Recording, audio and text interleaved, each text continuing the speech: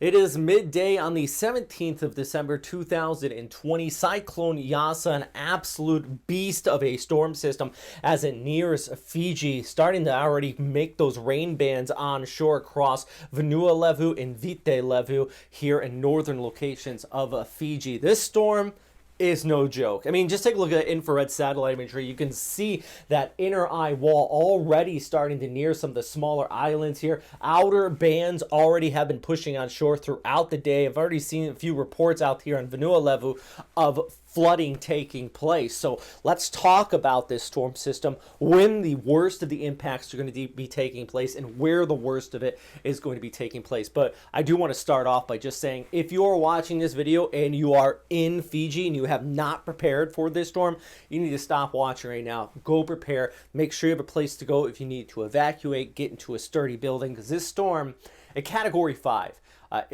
I said, it's no joke. We have winds right now, 250, gusting up to 305 kilometers per hour, moving towards the southeast at about 10 kilometers per hour. This is from the Fiji Meteorological Agency. Yeah, they got it basically threading the needle between Vite and Vanua Levu. I actually think it's going to be crossing on shore across the western coast of Vanua with the right front quadrant and basically a central portion of that island as it pushes overhead. But here's the thing, you can see the 5 written right in there, still a Category 5 as it pushes on by. And then you have the track from the Joint Typhoon Warning Center, just comparing it up for comparison's sake. Of course, Fiji is the official one here, but comparing it up, it really matches in line in intensity and track. So there, yesterday, 24 hours ago, I said there was a disparity in the models and the track could waver a little bit, but it looks like today it really has come together, and high confidence on where this is going to be making landfall. Key thing you want to note though is there is a large wind field with this, so despite maybe there's confidence in where that center of circulation is, everybody's going to be feeling at least tropical storm strength conditions. So landfall this evening, worst of the damage is likely going to be on Vanua Levu in the right front quadrant on the northern coast there.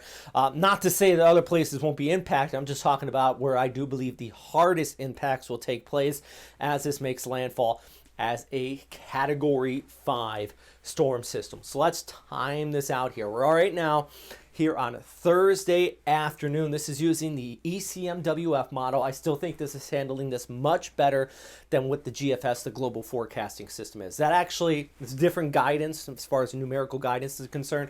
It takes the storm across Vite. I don't think that's going to be taking place. This is actually going to be tracking more on that southeasterly path. So here's Thursday afternoon, already getting those rain bands coming on shore here. This is by Thursday evening. It makes landfall here, western portions of Vanua Levu. The right front quadrant, we're talking about the northern areas of the island here. These are the locations where you're going to be seeing those winds sustained over 200 kilometers per hour. That is enough to definitely damage unreinforced structures, if not completely level them, especially those that will be taking the brunt of the winds in that right front quadrant. Guys, this is no joke. Plus, you gotta remember there's a lot of mountains here. If you get those mountains, you get that funneling, especially in the north to south facing valleys, those gusts could be well over 200 kilometers per hour, well over 250 kilometers per hour due to the local topographic effects. And on top of that, thanks to that flow hitting the mountains here, we're looking at an extreme amount of rainfall that's going to be taking place. Already been seeing reports of flooding there. I'll show you some of those photos here in just a bit. But if you're back here towards Vite, you're thinking, okay, we're missing out, especially in southern areas of the island. Even down towards the capital as well, you might be thinking, okay, where is this typhoon, especially if this track takes place? Well, it will be in store for you. As we go ahead into your Thursday night, the winds start to wrap around. Of course, inland and sheltered areas, still looking at some lighter winds, but closer to the coast, especially down here towards the capital in the southern portions of the island, it's not until Thursday night, early Friday morning, we start to see those winds wrap back around on the southern periphery of this and come on shore. And that's when you're also going to be seeing that chance of some coastal flooding out here. A lot of those docks and ports right along the beaches as well. That's where you're going to be seeing that threat of flooding. So don't let this lull you into a false sense of security. Throughout the day on Thursday, you're thinking, okay, where is this storm system? Did it miss us? It will eventually come back around. And as we go ahead on the Friday, a lot of the smaller islands down here towards the south, still looking at Category 4 to Category 5 type winds here as it pushes overhead. Big issue, I think, with a lot of smaller islands too is going to be the storm surge. Not so much Vanua and Levu, but the smaller islands, you don't have as much of a coastal rise, and when you get that very serious threat of storm surge. Not to mention the mountains don't really help you very much here because they're just lacking, so the wind doesn't have much to slow it down, and that's where you're going to be seeing those gusts and those sustained winds, definitely well over 200 kilometers per hour. To go ahead in the Friday afternoon, it continues to move towards the south, weakening by this point, but still a potent storm system. But by Friday afternoon, a lot of the bulk of the population, about 600,000 residents out here, they do start to see some improving conditions back across the main islands of Fiji. So how about, that's the winds. The rainfall. Rain totals, red here indicates 50 to 100 millimeters, but when you get started in these darker shades, that's actually indicating well over 100 millimeters to 200 to 300 millimeters.